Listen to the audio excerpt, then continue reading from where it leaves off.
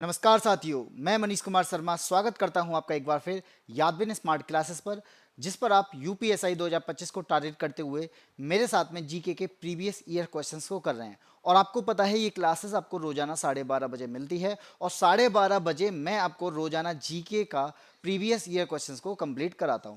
और इसके साथ ही आपको बहुत सारी क्लासेस हमारे द्वारा दी जाती हैं। आप यहां पे देख पा रहे होगे, सबसे पहली जो क्लास होती है वो सुबह 7 बजे रीजनिंग की क्लास दी जाती है। 12:30 बजे आपको जीके की क्लास दी जाती है, जिसको मैं अभी ले रहा हूं। इसके बाद जो क्लास होती है वो आपको रात को यानी शाम को 8 बजे मिलेगी, जो है आपकी मैथ्स की क्लासेस। और आपको 9 बजे जो क्लास मिलेगी वो आपको हिंदी की क्लासेस मिलने वाली है। तो आप पूरा कंप्लीट पैकेज अगर पढ़ना चाहते हैं, कंप्लीटली प्रीवियस ईयर क्वेश्चंस को करना चाहते हैं, तो आप हमारे साथ में जुड़ सकते हैं और हमारे साथ में जुड़कर आप पूरी तरह से यूपीएसआई को टारगेट कर पाएंगे। इसके साथ ही मैं आपको बता दूं कि हम लोगों के द्वारा एक बैच भी लॉन्च किया गया है और ये बैच जो है वो स्टार्ट भी हो चुका है यूपीएसआई 2025 के लिए। क्योंकि आपको पता है कि वैकेंसी कभी भी आ सकती हैं, लेकिन जिस दिन आएंगी उसके बाद में आपके पास में टाइम भी बहुत कम होगा। इसलिए ये बैच अभी से लिए आपके लिए यूजफुल होगा। इसके बाद में आपको टारगेट बैच मिलेंगे जो कहेंगे कि हम 1 महीने में आपको पूरा यूपीएसआई टारगेट करा सकते हैं। लेकिन वास्तव में आप अच्छे से पढ़ाई करना चाहते हैं, अच्छे से कंसेप्ट को समझना चाहते हैं और आप अच्छे नंबर भी लाना चाहते हैं, 2 स्टार पाना चाहते हैं, तो आप अभी से तैयारी करना स्टार्ट कर दीजिए। अभी से तैयारी करेंगे तो आपको बहुत सारी चीजें हैं, बहुत सारे टॉपिक आपको अभी से क्लियर हो जाएंगे जो वास्तव में एग्जाम में पूछे जाते हैं। इसलिए इस बैच का नाम रखा गया है चाणक्य, जो आपको यहाँ पे पूरी स्ट्रेटजी भी समझाएगा, वो पूरा आपको गाइडेंस भी देगा और आपको यहाँ पे हर सब्जेक्ट के लिए अलग अलग टीचर भी प्रोवाइड कराएगा। जैसे अगर मैं बताऊं जीएस, तो जीएस के लिए कभी एक टीचर की बात नहीं की जा रही है। यहाँ पे हमारे यहाँ पे 3 टीचर आपको मिलने वाले हैं, जो तीनों टीचर अपने अपने स्पेशल क्षेत्र में आपको पूरी तरीके से तैयारी कराएंगे। और आपको मैं बता दूं कि ये बैच आपको कितने रुपए मिलने वाला है, तो मात्र 599 रुपए मिलने वाला है। और 599 में कहाँ मिलने वाला है, तो भाई आपको डाउनलोड करनी पड़ेगी हमारी बाईएससी ऐप। तो बाईएससी ऐप को डाउनलोड कर सकते हैं आप, डाउनलोड करेंगे प्ले स्टोर पर जाकर, वहां से बाईएससी ऐप डाउनलोड करेंगे।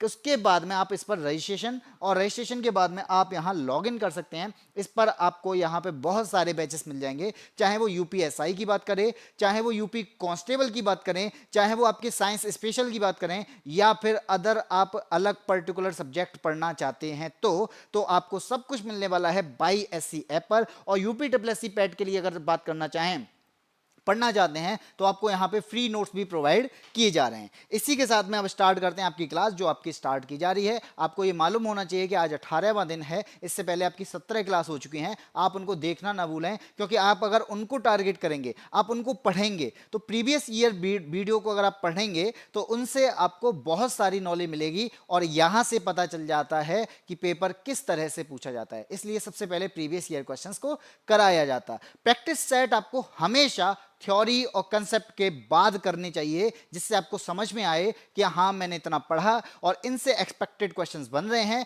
तो इनको मैं सॉल्व कर पा रहा हूं या फिर नहीं कर पा रहा हूं। इसी के साथ में आगे बढ़ते हैं। आपका पहला क्वेश्चन, कॉपी पेन लेके जरूर बैठिएगा। इसी के साथ आप यहाँ पे सॉल्व भी करिएगा, इनके आंसर भी दीजिएगा और लास्ट में आप यहाँ पे अपना स्कोर कार्ड भी चेक करिएगा कि मेरा स्कोर कितना रहा है। मेरे पास में अगर 20 क्वेश्चन है तो इन 20 क्वेश्चन में मैं कितने सॉल्व कर पाया हूँ। इसी के साथ आपको एक और बात बता दूं कि भले ही मैं जीके कंप्लीट करा रहा हूं और आपको यहाँ पे मूल विधि का सेशन है, ये आपको अलग से कराया जाएगा, जो अभी नहीं कराया जा रहा, जो बाद में कराया जाएगा। लेकिन आपकी बाईएससी ऐप पर ये क्लासेस स्टार्ट हो चुकी हैं, चाहे वो मूल विधि की बात हो, चाहे वो पॉलिटी की हो, चाहे वो आपकी ज्योग्राफी हो, या फिर आपकी मैथ्स, रीजनिंग या हिंदी हो, सारी क्लासेस आपको अवेलेबल रहेंगी। तो आप वहां पर जाके बैच को परचेस कर सकते हैं। इसी के साथ मैं बताता हूं क्वेश्चन नंबर 1 क्या कहता है आपसे।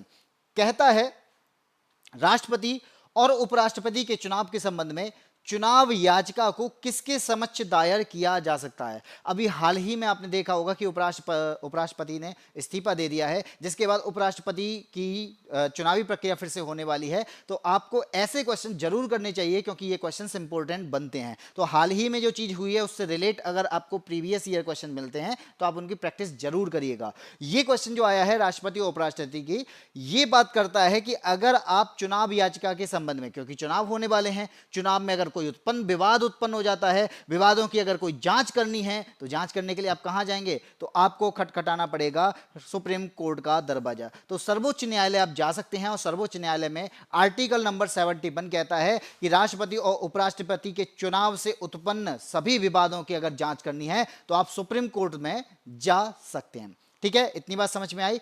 इसी के साथ में हम बढ़ते हैं। हाँ जी बिल्कुल दिव्यांशी और एएसपी ए आंसर हो जाएगा। नमस्ते हर्ष वर्मा भाई, राधे राधे। इसी के साथ जितने भी साथी जुड़ते जा रहे हैं अपने साथियों को शेयर जरूर कर दें। शेयर करने के बाद आप यहाँ पे अच्छे से पूरी तरीके से पढ़ाई पर फोकस करेंगे। अब बात करते हैं आगे क्वेश्चन नंबर 2 पे। हाँ भाई हर्ष वर्मा, राधे राधे। गलत हो गया, चलिए कोई बात नहीं।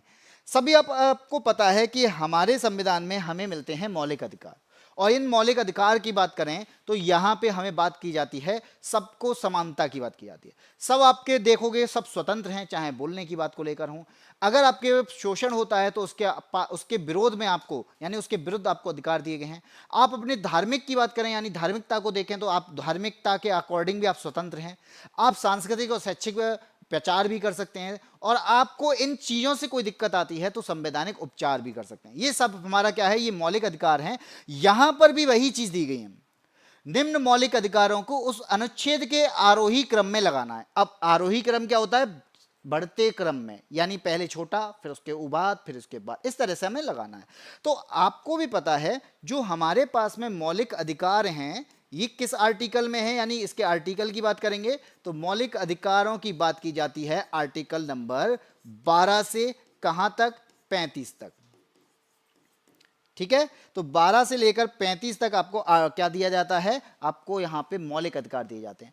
अब सबसे पहले कौन सा अधिकार मिलता है, तो आप यहां पे कहेंगे कि सर 14 से मिलता है 18 तक। सबसे पहला अधिकार जो है क्या है, समानता का अधिकार, यानी सभी लोग क्या हैं, सभी लोग समान हैं।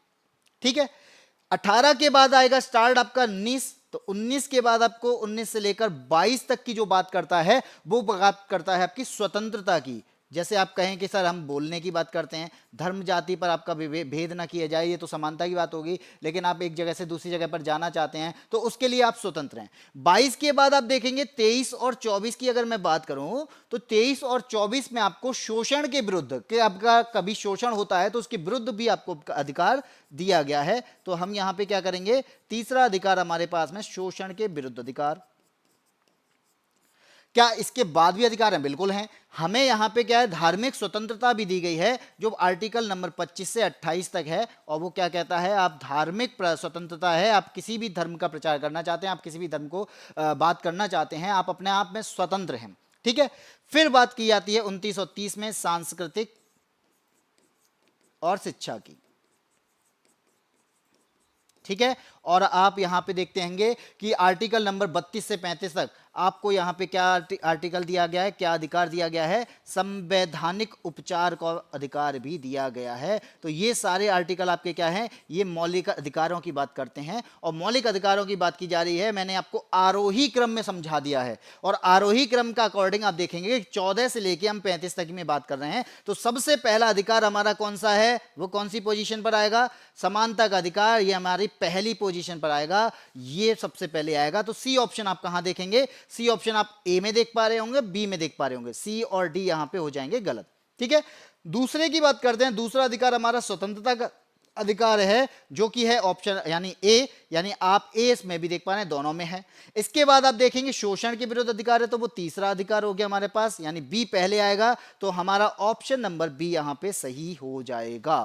ठीक है, तो ऑप्शन नंबर बी किसका सही है, हाँ जी बिल्कुल होते हैं, बी राइट है, बी राइट है। एएसपी कह रहा है 50% खत्म हो गया। भाई आते ही क्लास स्टार्ट करते ही खत्म हो गया, तभी तो सिलेक्शन नहीं हो पा रहा। दिव्यांशी का आंसर है बी। नेक्स्ट, हाँ बिल्कुल ला रहे हैं भैया, नेक्स्ट। चलिए आगे बढ़ते हैं, क्वेश्चन नंबर 3 पे आते हैं। आपको पता है कि संविधान जो है हमारा लिखा गया है, यानी जो हम प्रिंट के फॉर्म में आप किताबें लेके आते हैं या फिर आप जो वहां से भी पॉलिटी पढ़ते हैं वो आपको प्रिंट के फॉर्म में मिलती है। अब आपको एक बात मालूम होनी चाहिए कि जो हमारी मूल प्रति थी, यानी सबसे पहली बार जब संविधान लिखा जा रहा था तब वहां पर संविधान की वही हमारी क्या कहलाती है, मूल प्रति कहलाती है। यानी मूल प्रति आपकी हस्तलिखित है, और हस्तलिखित होने का मतलब है कि हाथों से लिखी गई है।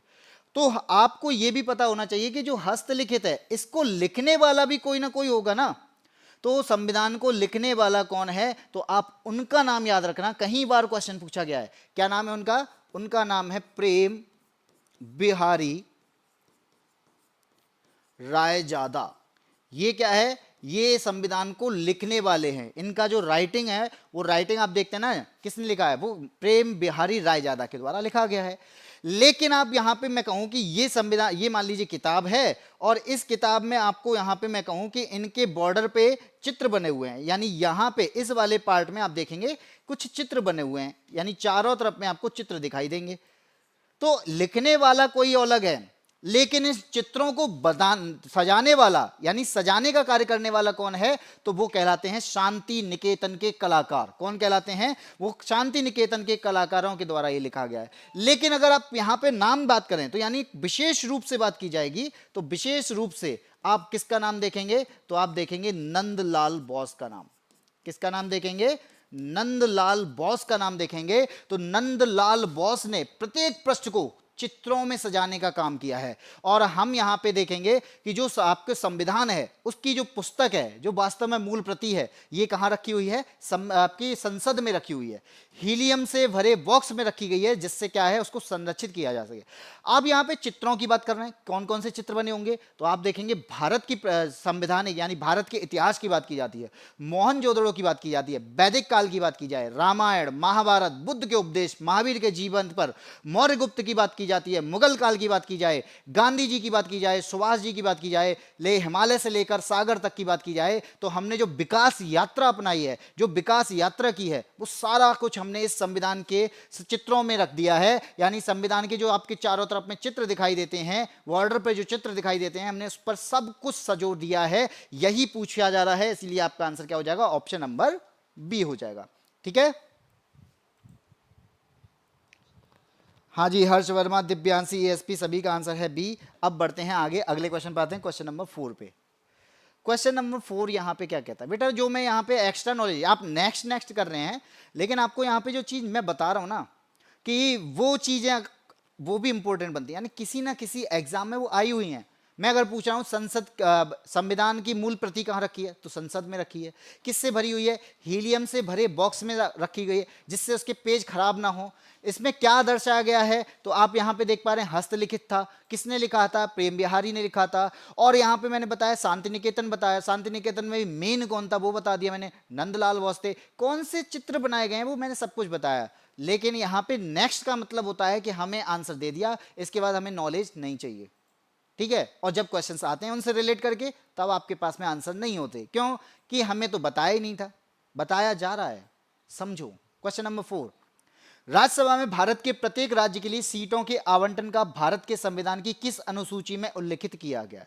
आपके पास पता है, हमारे पास में संविधान है। सबसे बड़ी बात यह है कि हमारे पास में संविधान है, और संविधान में हर आर्टिकल में कुछ ना कुछ लिखा हुआ है। ऐसा ही हमारे पास में अनुसूचियां हैं। तो आपको पता होना चाहिए, हमारे पास में एक अनुसूची है जो है 4th अनुसूची। कौन सी है? हमारे पास में एक अनुसूची जो 4थी अनुसूची है। इस 4थी अनुसूची में क्या बोला गया है कि भारत के प्रत्येक राज्य और यूटी के लिए राज्यसभा की सीटों का आवंटन। 4थी अनुसूची में आर्टिकल 80 की बात करते हैं, वहां पे आपको दिखता है राज्यसभा में सदस्यों की अधिकतम संख्या कितनी हो सकती है? 250 हो सकती है, जो कि एक स्थायी सदन है। आप देखते हैं आर्टिकल नंबर 83, जहां पर बोला जाता है कि इसे भंग नहीं किया जा सकता। और यहां पे अगर मैं बात करूं तो बोला जा रहा है कि राज्य की जो राज्यसभा होती है, उसमें राज्य के लिए सीटें जो आवंटित की जाती हैं, वो किस आधार पर की जाती हैं? तो जनसंख्या के आधार पर की जाती हैं। और ये लिखा कहां है? 4थी अनुसूची में लिखा है। कौन सी अनुसूची में? 4थी अनुसूची में लिखा हुआ है। और यहां पे याद, अगर मैं ये कहूं कि आप देखेंगे सबसे ज्यादा सीट कहां पर हैं, तब आप क्या बताओगे? कि वो हैं हमारे उत्तर प्रदेश में। उत्तर प्रदेश में सबसे ज्यादा सीटें हैं राज्यसभा की, और कितनी हैं? तो 31 सीटें हैं राज्यसभा की। हम बात करेंगे महाराष्ट्र, यानी दूसरी पोजीशन पर कोई अगर स्टेट आता है, तो दूसरी पोजीशन पर आता है 19 सीटों के साथ में महाराष्ट्र। तो इसी तरह से राज्यसभा में अधिकतम सीटों की संख्या, तो हम यहां पे अधिकतम सीटों की संख्या कहें तो अधिकतम सीटों की संख्या राज्यसभा में कितनी है? 250 सीटें रखी जा सकती हैं, यानी 250 सीटें हैं अधिकतम। मैक्सिमम तो इतनी है, लेकिन वास्तव में हम यहाँ पे निर्वाचन की बात करें तो ये कितना होना चाहिए, तो आप यहाँ पे बताएंगे कि 238 तो निर्वाचित होने चाहिए और 12 जो हैं वो क्या होंगे, वो नॉमिनेट किए जाएंगे। तो ये तो निर्वाचित हैं और ये नॉमिनेट की बात करता है, 12 जो हैं वो राष्ट्रपति के द्वारा क्या किए जाएंगे, नॉमिनेट किए जाएंगे यानी नामित किए जाएंगे। क्या वास्तव में यही संख्या है, तो आपका आंसर हो गया कि हाँ ये संख्या तो होनी चाहिए थी, लेकिन वर्तमान में जो हमें यहाँ पे राज्यसभा में दिखाई देता है तो वहां पर हमारे पास सीटों की संख्या कितनी है, 245 है। और 245 है तो कहाँ कम होंगे, तो यहाँ पे राष्ट्रपति तो इनको नामित करेगा ही करेगा, 12 को नामित करेगा, लेकिन हमारे पास में प्रेजेंट टाइम में कितनी सीटें हैं, 233 जो हैं वो निर्वाचित सदस्य हैं। और इसी राज्यसभा का सभापति आप देखते हैं वही होता है उपराष्ट्रपति, जिन्होंने इस्तीफा दे दिया है, इसलिए इंपॉर्टेंट बनते हैं ये क्वेश्चंस।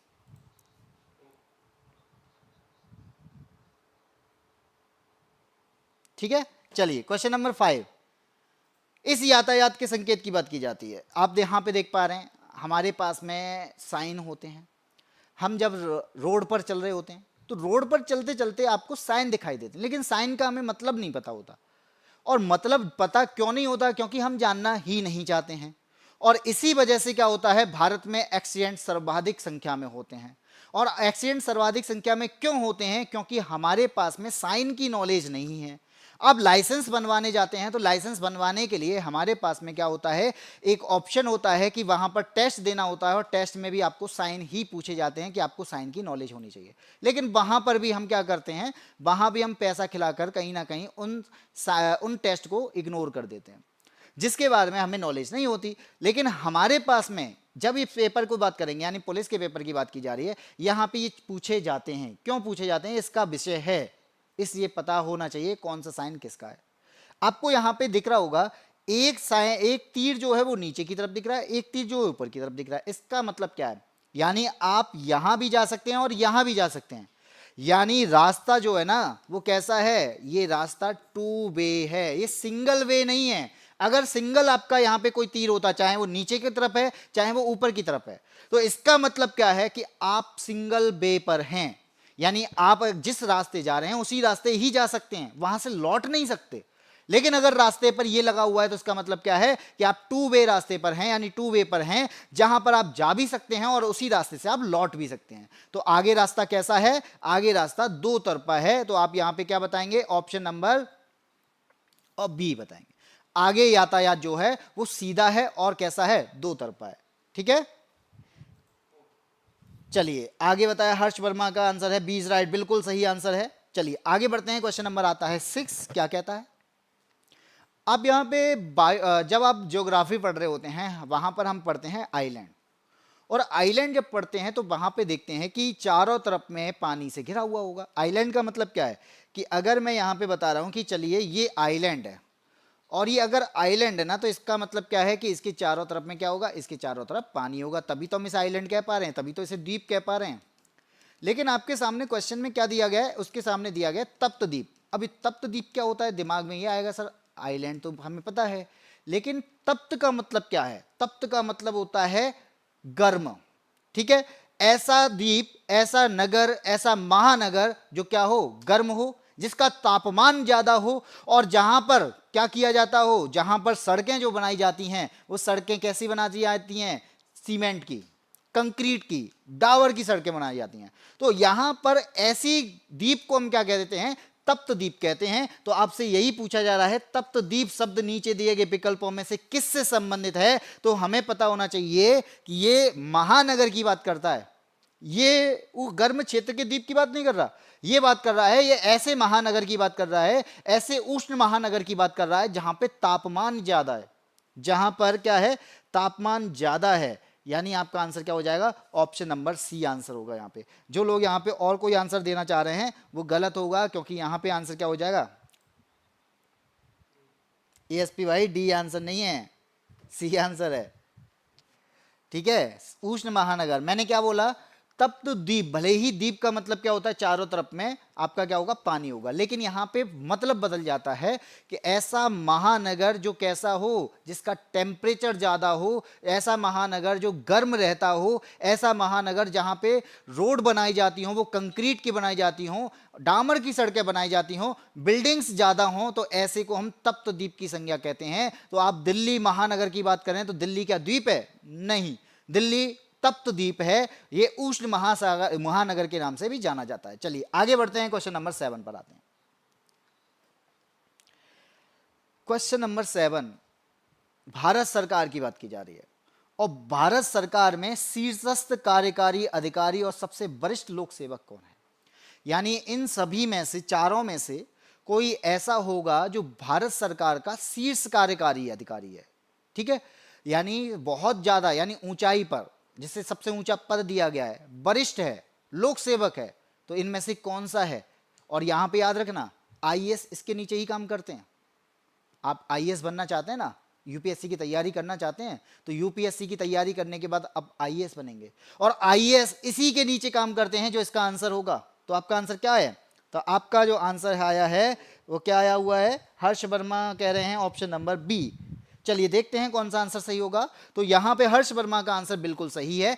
कैबिनेट सचिव जो होते हैं, कैबिनेट सचिव यहां पर भारत सरकार में शीर्षस्थ कार्यकारी अधिकारी होता है और सबसे वरिष्ठ लोक सेवक है। और यहां पर याद रखना, यही होता है जो आईएएस इसके अंडर में काम करता है, यानी इंडियन एडमिनिस्ट्रेटिव सर्विस की बात की जाती है। तो ये आईएएस का प्रमुख होता है, यानी इनका एक लीडर होता है जिसे हम कैबिनेट सचिव के नाम से जानते हैं।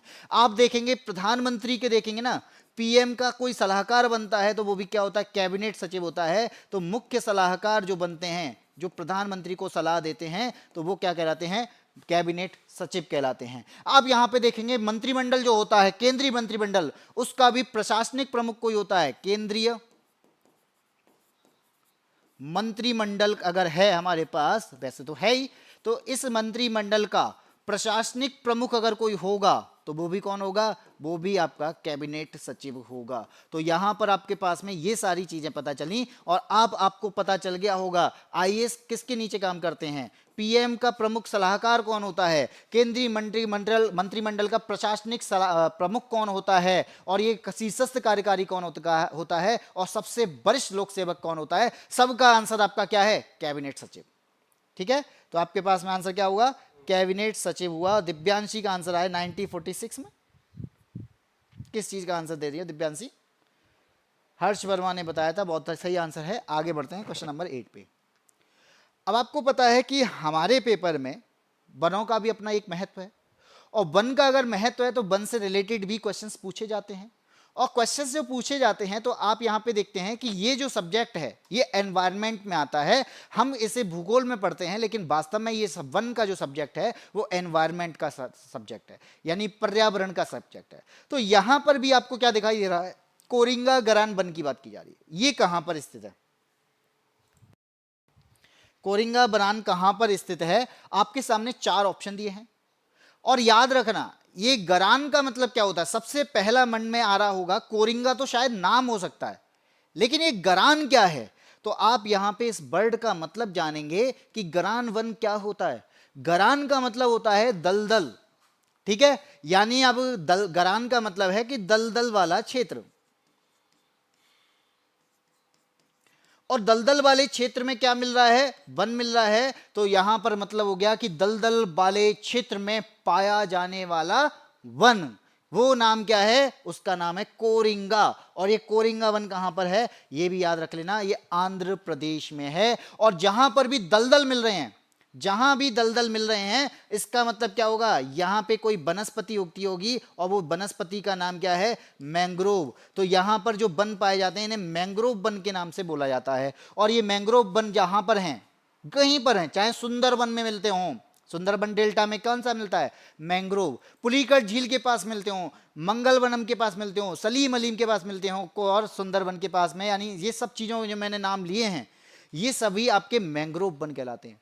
जहां पर दलदल होगा, जहां पे दलदली क्षेत्र होगा वहां पर क्या पाए जाएंगे, वहां पर मैंग्रोव बन पाए जाएंगे, वहां पे गरान बन पाए जाएंगे। तो इसीलिए इसका आंसर क्या हो जाएगा, ऑप्शन नंबर ए हो जाएगा। तो सुंदरबन भी पश्चिम बंगाल में भी, लेकिन कोरिंगा नाम से नहीं है, पश्चिम बंगाल में सुंदरबन है, ये भी मैंग्रोव के लिए प्रसिद्ध है, यहां पर भी सुंदरी वृक्ष पाए जाते हैं। तो यहां पर आपका आंसर क्या हो जाएगा, ऑप्शन नंबर ए। कितनों ने ऑप्शन नंबर ए आंसर दिया है? हमने तो तुक्का लगाया था भाई, तुक्का ही लगाते रह जाओगे, क्या लगा रहे हो, रोजाना तुक्का ही लगाते हो तुमसे जब भी बात होती है सब तुक्का लगा दिया। तुक्के से क्या होगा, और तुक्के से कभी कोई एग्जाम क्वालिफाई नहीं होते भाई। चलिए आगे बढ़ते हैं, क्वेश्चन नंबर आता है आपका 9। ये जो क्वेश्चन है ना, ये आपने अभी तक मैंने ना जितने भी प्रैक्टिस सेट या जितने भी प्रीवियस ईयर क्वेश्चंस कराए हैं, इन क्वेश्चंस में आपने देखा होगा कि एक क्वेश्चन आपको 100% मिलना है। वो कौन सा है, ये वाला क्वेश्चन, यानी राज्य सूची, संघ सूची या संवर्ती सूची। और मैं हर पेपर में आपको अच्छे तरीके से इसको बताता भी हूं, क्योंकि इससे क्वेश्चन आएगा ही, 100% आएगा। एक यातायात वाले से और एक सातवीं अनुसूची से, इन दोनों से क्वेश्चन आते ही आते हैं, इस बात को नोट कर लेना। इसलिए इनके सब्जेक्ट को जरूर याद रखना। हमारे संविधान में एक अनुसूची है जो है आपकी सातवीं अनुसूची, और सातवीं अनुसूची की बात करते हैं, यहां पे एक आर्टिकल है, वो आर्टिकल नंबर है 246। और इस आर्टिकल नंबर 246 में केंद्र और राज्य के बीच में शक्ति, यानी दोनों के पास में शक्तियां होंगी, और उस शक्तियां किसके पास ज्यादा किसके पास कम होंगी, उनका क्या किया गया है, विभाजन किया गया है। ठीक है, अब विभाजन किया कैसे है कि हमें यहां पे 3 लिस्ट बनानी पड़ी। 3 लिस्ट का मतलब एक लिस्ट बनानी पड़ी जिस पर कानून बनाने का अधिकार केवल केंद्र सरकार को होगा, जो है संघ। एक लिस्ट बनाई जो राज्य की है, तो राज्य सरकार का मतलब है कि कानून बनाएगा कौन, राज्य सरकार। और ऐसा भी तो हो सकता है कि कुछ कानून राज्य सरकार बना सकती है और कुछ कानून क्यों है संघ बनाएगा, एक ही सब्जेक्ट पर। तो वहां पर आपका आता है समवर्ती। और पूछा क्या जा रहा है, राज्य सूची की बात कर रहा है। ऐसा कौन सा सब्जेक्ट है इन चारों में से जो राज्य पर आधारित है, जिस पर कानून बनाने का अधिकार राज्य को होगा? तो आप क्या बताएंगे? तो आपके पास में आंसर है 4। तो क्या देंगे? सबसे पहला, हम पढ़ नहीं पा रहे हैं अपने एग्जाम के कारण। भाई एग्जाम के कारण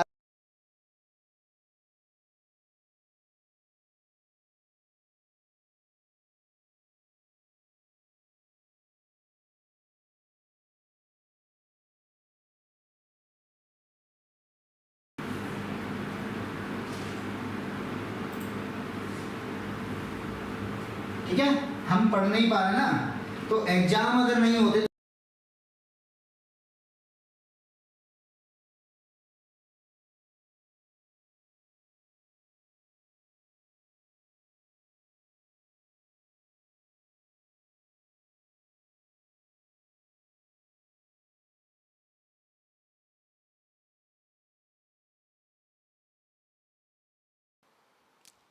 बताओ भाई, कम से कम इतना हाँ जी वॉइस आ गई कि नहीं आ गई?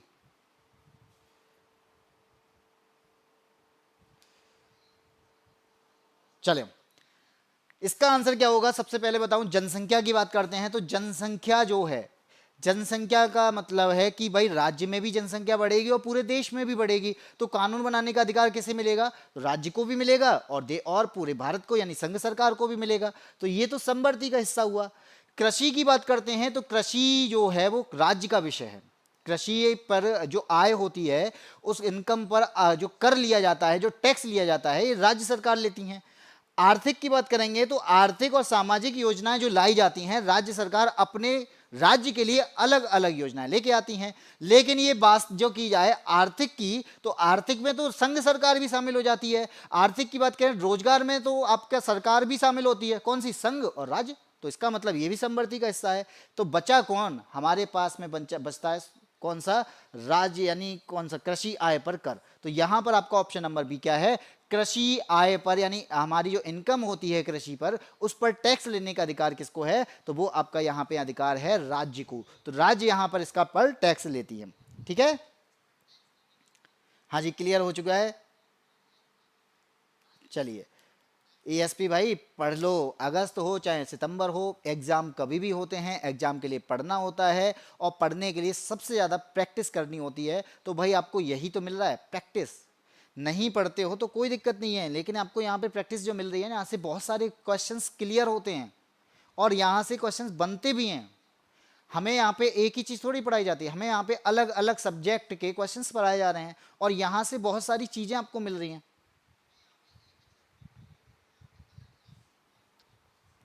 क्वेश्चन नंबर 10, भारत के संविधान के किसी संशोधन विधेयक को, अब आपको पता है कॉन्स्टिट्यूशन है, बिल्कुल है। अब कॉन्स्टिट्यूशन में मुझे किसी में क्या करना है, चेंज करना है, और चेंज करना पड़ेगा तो भाई अमेंडमेंट करना पड़ेगा, संशोधन करना पड़ेगा। और अगर संशोधन करना है तो सबसे पहले आपको क्या लाना पड़ेगा, बिल लाना पड़ेगा। तो कॉन्स्टिट्यूशन अमेंडमेंट बिल कहलाता है जहां पर हम चेंज करना चाहते हैं। ठीक है, तो आप यहां पे क्या देखेंगे, भारत के संविधान में किसी भी कानून में, किसी भी आर्टिकल में चेंज करना चाहते हैं तो सबसे पहले आपको बिल लाना पड़ता है, उसे कहते हैं कॉन्स्टिट्यूशन अमेंडमेंट बिल, यानी यहां पर संविधान संशोधन विधेयक। ठीक है, अब जैसे ही विधेयक लाया जाएगा तो चाहे आप लोकसभा में लाइए, चाहे आप राज्यसभा में लाइए, तो चाहे लोकसभा में लाएंगे तो राज्यसभा से भी पास कराना पड़ेगा, फिर अगर राज्यसभा में पहले लाएंगे तो लोकसभा में भी पास कराना पड़ेगा। तो यहां पर हम दोनों में लाते हैं तो सबसे पहले किसी भी एक सदन में रखा जाता है, वहां से पास कराया जाता है, इसके बाद दूसरे सदन में जाते हैं, वहां से भी पास कराते हैं, इसके बाद राष्ट्रपति साइन कर देता है और वो जो बिल लेके आए थे, जो विधेयक लेके आए थे, वो अधिनियम में चेंज हो जाता है, वो एक्ट बन जाता है, वो कानून बन जाता है। इसीलिए इसका आंसर क्या होगा, ऑप्शन नंबर डी हो जाएगा। तो कॉन्स्टिट्यूशन अमेंडमेंट बिल जो होते हैं वो उनको एक्ट में बनाने के लिए, उनको अधिनियम बनाने के लिए लोकसभा या राज्यसभा में पास करने के बाद राष्ट्रपति के द्वारा उस पर साइन किए जाते हैं, उसके बाद में वो एक्ट बन जाता है। तो बिल को एक्ट बनाने के लिए पहले लोकसभा या राज्यसभा में रखना होता है, फिर दूसरे सदन में रखना होता है। पहले अगर लोकसभा में है तो राज्यसभा में बाद में रखेंगे, अगर पहले राज्यसभा में है तो बाद में लोकसभा में रखेंगे। ठीक है, चलिए आगे बढ़ते हैं। क्वेश्चन नंबर आता है 11 क्या कहता है। आपको पता है कि कई बार हमारे चेहरे पर डिसीज हो जाती हैं, जैसे आप देखते हैं कि हमारा चेहरा ना अचानक से लाल लाल दिखाई देने लगता है, जिसमें कहते हैं लालिमा बढ़ गई है, लेकिन वास्तव में वो एक बीमारी है। आप देखें कि हमारे चेहरे पर कभी पपड़ीदार धब्बे पड़ जाते हैं, जिनको छोटा अगर पकड़ेंगे तो वो खाल टाइप की निकल के आ जाती है, तो वो पपड़ी निकल के आती है। आप यहाँ पे देखेंगे कभी कभी आपको मुहासे जैसी बीमारी हो जाती है। ठीक है, अभी कभी नाक का हिस्सा, कभी गाल का हिस्सा, कभी आपके माथे को प्रभावित करता है, माथा तो ये होता है, तो माथे को भी प्रभावित करता है। तो इसका मतलब क्या है, वो एक प्रकार की स्किन डिसीज है जो चेहरे को प्रभावित करता है। सबसे ज्यादा चेहरा जो प्रभावित होता है वो बीमारी का नाम क्या है, रोजेशिया है, जिसका मतलब क्या है, वो कैसी डिसीज है, स्किन डिसीज है, जहां पर आपका फेस जो है ये अफेक्ट को होता है, चेहरा प्रभावित होता है, जहां पर आपके फेस पर लाल लाल धब्बे हो सकते हैं, जहां पर आपके फेस पर पपड़ीदार धब्बे हो सकते हैं, जहां पे आपको फेस पर मुहासे हो सकते हैं, चाहे वो आपके नाक की बात की जाए, गाल की बात की जाए, आपकी ठुड्डी जो होती है उसकी बात की जाए, चाहे वो माथे की बात की जाए। तो आपका आंसर क्या हो जाएगा, हर्ष वर्मा, एएसपी, दिव्यांशी, सभी ने आंसर क्या दिया है, कोई भी आंसर नहीं दिया। दिव्यांशी ने आंसर दिया है सी इज राइट। हाँ जी बिल्कुल है, पहली बार ये क्वेश्चन सुना था, लो पहली बार सुना था। और आपको मैं बता दूं एग्जाम का क्वेश्चन है और एग्जाम में आया हुआ है, और मैं यहाँ पे आपको प्रीवियस ईयर ही करा रहा हूँ, यानी जो आए हुए क्वेश्चन है मैं उन्हीं को सॉल्व करा रहा हूँ। इसका मतलब है यही क्वेश्चन पूछे जाते हैं, ऐसे ही क्वेश्चन पूछे जाते हैं, और ऐसे ही क्वेश्चन को हम पहली बार सुनते हैं। क्यों? क्योंकि हम प्रैक्टिस नहीं करते, हम उनको सॉल्व नहीं करते, यानी डिसीज से रिलेटेड भी क्वेश्चंस आते हैं। तो भाई करना जरूरी है, क्वेश्चंस करिए।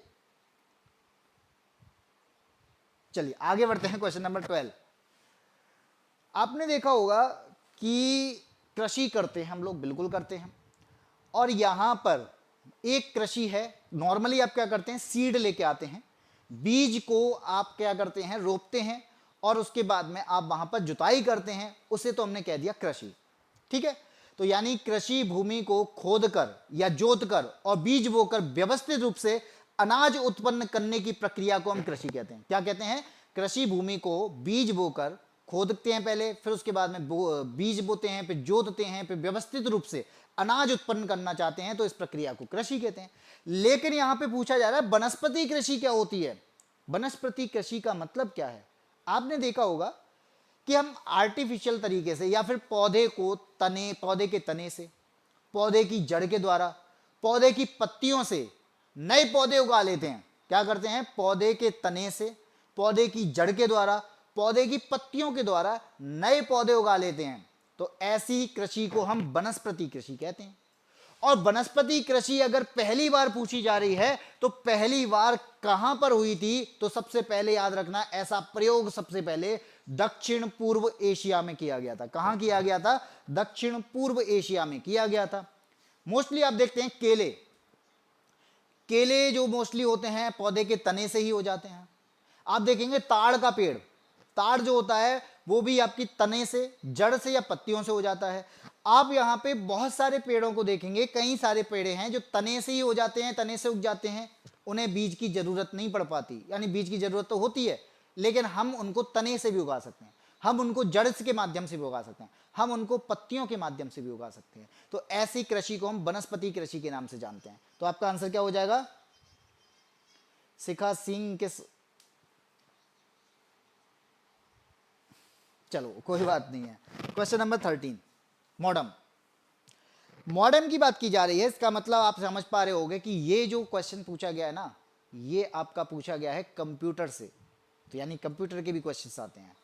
और मैडम नहीं, मॉडम, मॉडम किस प्रकार का उपकरण है ये पूछा जा रहा है। तो ये है आपका इनपुट और आउटपुट उपकरण, ठीक है। यानी यहां पे आपको इनपुट भी मिलेगा और उस इनपुट की वजह से आपको आउटपुट भी मिलेगा। तो ये क्या करता है, आपके पास में कंप्यूटर होगा, आप इसे टेलीफोन की केबल से डाटा भेजने के लिए इसका यूज करते हैं। कंप्यूटर को इंटरनेट से कनेक्ट करने में ये मदद करता है। आप देखते हैं डिजिटल सिग्नल को क्या करता है, ये जो मॉडम है, ये इसके पास में सिग्नल जो जाता है वो डिजिटल जाता है, और डिजिटल सिग्नल को ये क्या करता है, ये कन्वर्ट कर देता है। किस में कन्वर्ट करता है? एनालॉग सिग्नल में, ठीक है। आपने यहां पे इसको क्या सिग्नल दिए थे? डिजिटल दिए थे, लेकिन कन्वर्ट किस में कर दिया? एनालॉग ने कर दिया। लेकिन ये जिसके पास भेज रहा है उसके पास केबल के माध्यम से एनालॉग सिग्नल जा रहे हैं, लेकिन जैसे ही उसकी स्क्रीन दिखेगी, उसकी स्क्रीन पर यही एनालॉग सिग्नल किस में कन्वर्ट हो जाते हैं? यही एनालॉग सिग्नल जो होते हैं ये कन्वर्ट हो जाते हैं डिजिटल सिग्नल में। इसी वजह से आपको सारी चीजें फिर से वही वैसे ही दिखाई देती हैं। क्या आपने कोई इमेज भेजी तो क्या वो इमेज ही जा रही है? नहीं भाई, वो पैकेट जा रहे हैं। और वो पैकेट कैसे जा रहे हैं? वो आपने सिग्नल भेजा उसको डिजिटली रूप से, लेकिन वो एनालॉग में कन्वर्ट हुआ, और एनालॉग कन्वर्ट होने के बाद वो डेटा वो आपके कंप्यूटर को, यानी आपके टेलीफोन की केबल से या किसी भी प्रकार से वाईफाई की जो केबल होती है इनके माध्यम से वो सिग्नल जाते हैं। और इन कैसे सिग्नल जाते हैं? एनालॉग सिग्नल जाते हैं। और ये जैसे ही एनालॉग सिग्नल सामने वाले के कंप्यूटर की स्क्रीन पर पहुंचते हैं ये डिजिटल एनालॉग में कन्वर्ट हो जाते हैं। तो यहाँ पर जो इंटरनेट से डेटा भेजा जाता है वो एनालॉग के रूप में भेजा जाता है, और आपको प्राप्त किया जाता है वो डिजिटल के फॉर्म में प्राप्त किया जाता है। लेकिन आप जो कर रहे हो, आप जो भेजने की कोशिश कर रहे हो वो डिजिटल के फॉर्म में भेजते हो, और वो कन्वर्ट होता है एनालॉग में, और एनालॉग में पहुंचता है और सामने वाले को फिर दिखाई देता है डिजिटल रूप में। और ये क्या कहलाता है? इनपुट और आउटपुट डिवाइस कहलाता है। यानी हमने इनपुट किया, किसी को भेजा और उसे रिजल्ट दिखाई दिया उसकी स्क्रीन पर, ये कहलाता है आउटपुट। तो आपका आंसर क्या हो जाएगा? ये आंसर हो जाएगा ऑप्शन नंबर बी। बताइए। Radhe Radhe official Puja Singh UP 50। हर्ष वर्मा जी, चलिए ठीक है। दिव्यांशी नेक्स्ट बता रहे हैं आपके लिए एक और क्वेश्चन नंबर 14। आपने देखा है कि आप कोई भी उपकरण, यानी आप किसी भी चीज में क्या करना चाहते हैं? कनेक्ट होना चाहते हैं, लॉगिन करना चाहते हैं। लॉगिन करने के बाद में आपके पास में एक पासवर्ड पूछा जाता है कि आप यहां पे उस पासवर्ड को अंकित कीजिए, जिसके बाद में आप एक्सेस ले सकते हैं। आप हमारी भी एप्लीकेशन डाउनलोड करोगे तो डाउनलोड करने के बाद में आप वहां पे साइन इन करेंगे और लॉगिन करने जाएंगे तो आपसे पहले वो क्या करेगा? आपका नंबर लेने के बाद में आपसे एक पासवर्ड पूछेगा। तो आप कहेंगे वो पासवर्ड आएगा कहां से? वो भेजा जाएगा, सर्वर के माध्यम से वो भेजा जाएगा। यही पूछा जा रहा है कि एक ऐसा पासवर्ड है जिसे केवल एक बार इस्तेमाल किया जा सकता है, अब उसको बार बार इस्तेमाल नहीं की सकते। अगर आप देखेंगे किसी को पेमेंट भी किया जाता है तो पेमेंट करने के लिए भी वो पासवर्ड पूछता है और बैंक आपको पासवर्ड भेजती है, लेकिन आप उसे एक बार इस्तेमाल कर सकते हैं। अगर आपने उसे एक बार इस्तेमाल कर लिया तो आप उसको फिर से इस्तेमाल नहीं कर सकते। तो उसे क्या कहा जाता है? जो बेतरतीब ढंग से विशेष सॉफ्टवेयर के द्वारा आपके लिए भेजा जाता है। तो आप इसमें से क्या बताएंगे? तो वो क्या कहलाता है? तो राज ने बता दिया है, राज फीलिंग स्टडी ने बताया है ओटीपी, दिव्यांशी ने बताया है ऑप्शन नंबर बी, और इसी के साथ में राज ने, हाँ जी भाई बिल्कुल सही है, 2 बार बता रहे हो, कोई दिक्कत नहीं है। हर्ष वर्मा और स्टूडेंट लाइफ सभी ने ऑप्शन नंबर भी बताया है। एक ऐसा पासवर्ड जो केवल एक ही टाइम यूज किया जाता है, चाहे आप किसी भी में साइन इन कर रहे हो, चाहे आप कहीं पर किसी को पैसा भेजना चाह रहे हो, या फिर आप यहां पे कोई भी ऐसा सॉफ्टवेयर यूज कर रहे हो जिसमें आपके पास में सिक्योरिटी अलर्ट हो सकता है, तो वहां पर हम ऐसे पासवर्ड का यूज करते हैं जहां एक बार पासवर्ड यूज करने के बाद वो पासवर्ड दोबारा काम नहीं करता, उसे हम वन टाइम पासवर्ड कहते हैं, उसे हम OTP कहते हैं, जिसके बाद आप उसमें एक्सेस कर पाते हो। ठीक है, और मोस्टली ऐसी चीजें कहां हो पाती हैं जहां पर सिक्योरिटी अलर्ट होते हैं, जहां पर आपको सुरक्षा की प्रति काम करना होता है, जहां पे आपके अकाउंट की बात की जाती है, ATM की बात की जाती है, आधार कार्ड की बात की जाती है, यहां पर हमेशा आपको वन टाइम पासवर्ड फिल करना होता है। इसी के बाद बढ़ते हैं क्वेश्चन नंबर 15 की बात।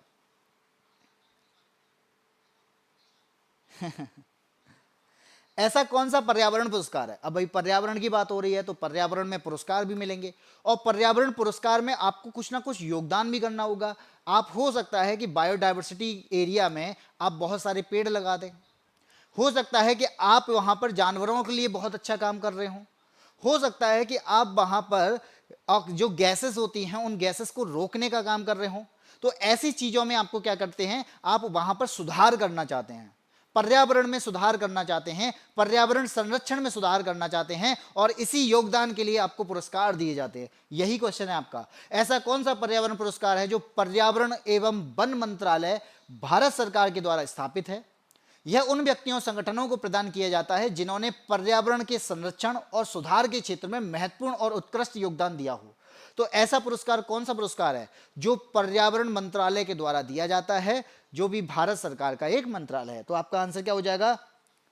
दी, तुम बहुत पीछे हो भाई। हाँ जी बिल्कुल बहुत पीछे हैं आपसे, आपके आंसर बहुत आगे आ रहे हैं। सी, सभी का आंसर आ रहा है ऑप्शन नंबर सी। और सी क्या कहता है? इंदिरा प्रियदर्शनी वृक्ष मित्र पुरस्कार। लेकिन वास्तव में यहां पे ये दोनों ही पुरस्कार दिए थे, इंदिरा गांधी भी दिया जाता है और प्रियदर्शनी वृक्ष मित्र पुरस्कार भी दिया जाता है। तो यहां पर आपके पास में दोनों ही आंसर सही हैं, लेकिन जो आपको आयोग के द्वारा जो आंसर दिया गया है वो है इंदिरा गांधी पर्यावरण पुरस्कार। कौन सा दिया गया है?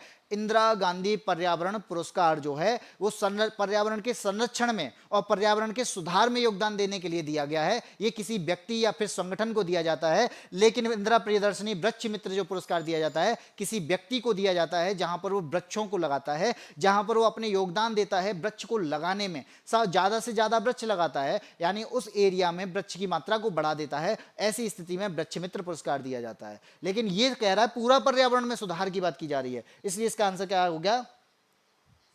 चलिए आगे बढ़ते हैं क्वेश्चन नंबर 16।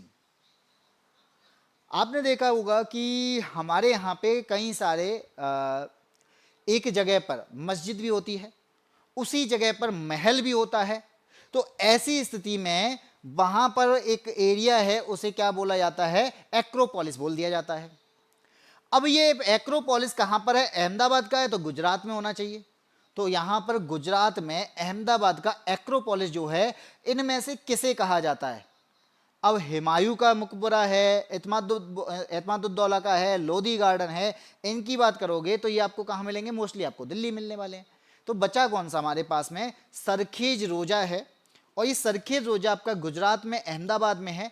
इसके अंदर कई सारी मस्जिदें हैं, इसके अंदर कई सारे महल स्थित हैं, इसलिए इसे क्या बोला जाता है? एक्रोपोलिस कहा जाता है। अब इसका जो निर्माण कराया था, यानी आपसे अगर ये पूछ लिया, अब इतना पूछा है तो इसके निर्माण की भी बात कर सकता है। तो निर्माण कराने वाला कौन था? तो वो था सुल्तान मोहम्मद शाह। कौन नाम था इसका? सुल्तान मोहम्मद शाह, वो भी सेकंड। अब इसके द्वारा इसने निर्माण कराना स्टार्ट किया, लेकिन क्या होता है कि ये निर्माण कंप्लीट नहीं करा पाता, किसी वजह से ये निर्माण जो है वो रुक जाता है। लेकिन होता क्या है, फिर आते हैं, यानी बाद में इसको कुतुबुद्दीन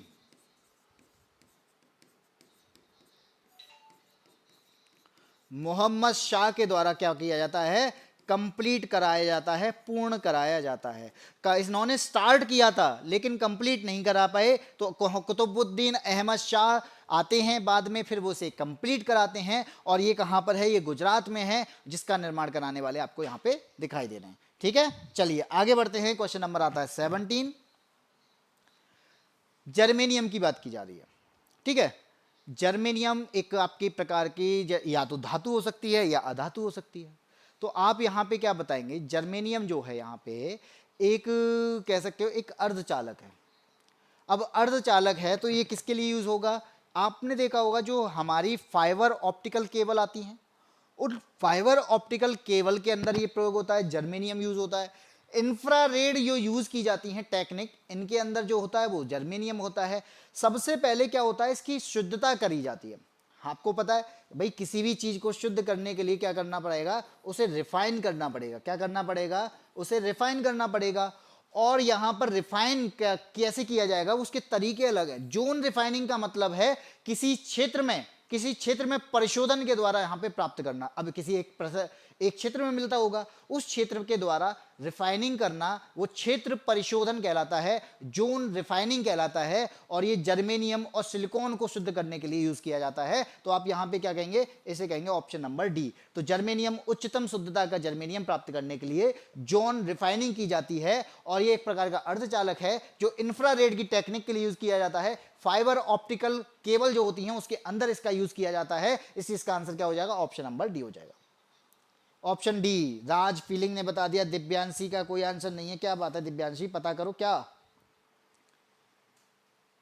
चलो आगे बढ़ते हैं क्वेश्चन हम। भाई यहां पर एक भी याद रखना, बहुत सारी चीजें आपको नहीं पता चलती हैं, और जहां पर हमें बहुत सारी चीजें नहीं पता चलती हैं तो उससे हमें समझ में आता है कि हम यहां पर जो पढ़ाई कर रहे हैं वो पढ़ाई इसी वजह से कर रहे हैं कि हमें अगर इससे रिलेट करके क्वेश्चन मिल जाते हैं तो हमारे आंसर कभी गलत नहीं होंगे। और प्रीवियस ईयर में पूछे गए हैं तो इसका मतलब इंपॉर्टेंट बनते हैं, इसलिए मैं इसके क्वेश्चन करा रहा हूं। क्वेश्चन नंबर 18 कहता है कि इनमें से कौन सा कार्य जो है वो संविधान सभा के द्वारा नहीं किया गया था। आप बताओ इनमें से ऐसा कौन सा कार्य है जो संविधान सभा ने नहीं किया, क्या कहोगे आप। ऑप्शन ए कहता है राष्ट्रमंडल में भारत की सदस्यता का अनुमोदन। तो ये आपको मालूम होना चाहिए, हम भले ही स्वतंत्र हो गए हों, किससे, अंग्रेजों से, लेकिन अंग्रेजों ने जहां पर शासन किया उसे कहा जाता है कॉमनवेल्थ, यानी राष्ट्रमंडल कहा जाता है। आप वहां पर कॉमनवेल्थ गेम्स खेलते हैं तो कॉमनवेल्थ गेम्स का मतलब ही क्या है, उसका मतलब है कि हम कॉमनवेल्थ कंट्री हैं, यानी हम पर शासन ब्रिटिश ने किया है, इसलिए हम कॉमनवेल्थ हैं। यानी जहां पर शासन किया होगा ब्रिटिश ने, वहां पर वो कंट्री आपकी राष्ट्रमंडल में शामिल होगी। तो यहां पर क्या हुआ कि यहां इस संविधान सभा के द्वारा राष्ट्रमंडल में भारत की सदस्यता का अनुमोदन किया गया था, क्योंकि वहां पर यह बात सही थी कि हम पर शासन किया गया है किसके द्वारा, ब्रिटिशर्स के द्वारा, इसलिए ये बात सही है। बी कहता है राष्ट्रीय ध्वज को अंगीकृत किया। बिल्कुल किया हमने, राष्ट्रीय ध्वज को भी अंगीकृत किया है। आप यहां पर देखते हैं कि संविधान सभा के द्वारा हमारे यहाँ पे राष्ट्रीय ध्वज को अपनाया गया। बिल्कुल सही बात है, हमने यहाँ पे राष्ट्रीय ध्वज के अलावा हमने यहाँ पे राष्ट्रीय गीत को भी अपनाया, हमने राष्ट्रीय गान को भी अपनाया। तो ये सब क्या है, ये संविधान सभा के द्वारा ही तो अपनाए गए हैं। सी कहता है कि ये तो बात होगी, मैंने बता दी कि राष्ट्रगान को अपनाया, राष्ट्रगीत को। किससे क्या नहीं किया इनने, देश के प्रथम प्रधानमंत्री को चुनने के लिए यहां पर संविधान सभा का कोई भी योगदान नहीं था, क्योंकि 26 जनवरी 1950 को क्या होता है, 26 जनवरी 1950 को संविधान सभा भंग हो जाती है। क्यों हो जाती है, क्योंकि यहां पर हम संविधान बना चुके थे, इसको संविधान बनाने के लिए लेके आया गया था, और इसके बाद 1950 में हमने संविधान बना लिया, और फिर पीएम चुने जाते हैं, वो संविधान सभा के द्वारा नहीं चुने जाते। इसलिए इसका आंसर हो जाएगा आपका ऑप्शन नंबर सी। ठीक है, एग्जिट वर्मा जी, हाँ जी बिल्कुल एग्जिट कर जाइए, कोई दिक्कत नहीं है, क्योंकि यहाँ पे अब आपकी क्लास भी ओवर हो गई है। क्वेश्चन नंबर 18 यहाँ पे कंप्लीट हो चुका है, और इसी के साथ में ये आपका आखिरी क्वेश्चन था। और आखिरी क्वेश्चन के साथ में अगर ये क्लास आपको पसंद आई हो तो आप लाइक जरूर करिएगा और अपने साथियों को जरूर भेजिएगा, शेयर जरूर कर दीजिएगा, क्योंकि यहाँ पर आपको पता है कि प्रीवियस ईयर से रिलेटेड क्वेश्चन बन रहे हैं, और यूपीएसआई को टारगेट करते हुए आप अगर जीके पढ़ना चाहते हैं तो रोजाना 12:30 बजे मेरे साथ में जुड़ सकते हैं। बाकी भी क्लासेस होती हैं, रीजनिंग की क्लासेस सुबह 7 बजे, 12:30 बजे मेरी क्लास होती है, शाम को 8 बजे मैथ्स की, और शाम को 9 बजे आपको हिंदी की क्लास मिलती हैं। इसी के साथ में हमारे द्वारा एक बैच भी लॉन्च किया गया जिसका नाम है चाणक्य बैच, और ये चाणक्य बैच आपको यहाँ पे यूपीएसआई 2025 के लिए बहुत अच्छे तरीके से, बहुत अच्छी स्ट्रेटजी के साथ में, बहुत अच्छे कंटेंट के साथ में पढ़ाया जा रहा है। और आप इसके डेमो वीडियो भी देख सकते हैं, अगर देखना चाहते हैं तो वो मिलेंगे कहाँ पे, BYSC ऐप पर मिलेंगे। तो आप BYSC ऐप पर जाकर डेमो वीडियो देख सकते हैं, उसके बाद आप बैच ले सकते हैं जो कि आपका मात्र 599 में। और ये बैच स्टार्ट भी हो चुका है। ये बैच मिलेगा कहाँ पे, BYSC ऐप पर। तो BYSC ऐप पर जाने के बाद आप यहाँ पे रजिस्टर करेंगे, रजिस्टर में कुछ डिटेल मांगेगा, उसको भरने के बाद आप लॉगिन कर सकते हैं। लॉगिन करने के बाद आप यहाँ पे यूपीएसआई 2025 के लिए बैच को खरीद सकते हैं, जो आपको पेड बैच में आपको दिख रहा है। इसके अलावा साइंस स्पेशल बैच भी आप यहाँ पे खरीद सकते हैं, क्योंकि जो कि मेरे द्वारा पढ़ाया जा रहा है, जहां पर आप चाणक्य बैच में मेरे साथ में ज्योग्राफी पढ़ेंगे और मेरे साथ में साइंस स्पेशल बैच को भी पढ़ सकते हैं, जो कि आपको बहुत इंपॉर्टेंट क्लासेस देगा। और यहाँ पर आपको जो क्लासेस दी जा रही हैं वो बेस्ट कंटेंट के साथ में दी जा रही हैं। ऐसा कंटेंट आपको एक बार पढ़ने के बाद दोबारा नहीं पढ़ना पड़ेगा, ये मेरी गारंटी है। इसी के साथ में इस क्लास को यहाँ तक, हाँ जी बिल्कुल, थैंक यू भाई राज फीलिंग भाई। चलिए, फीलिंग का नाम सुन के फीलिंग आ गई होगी। और इसी के साथ में आज की क्लास में इतना ही, फिर मिलते हैं आपको रोजाना 12:30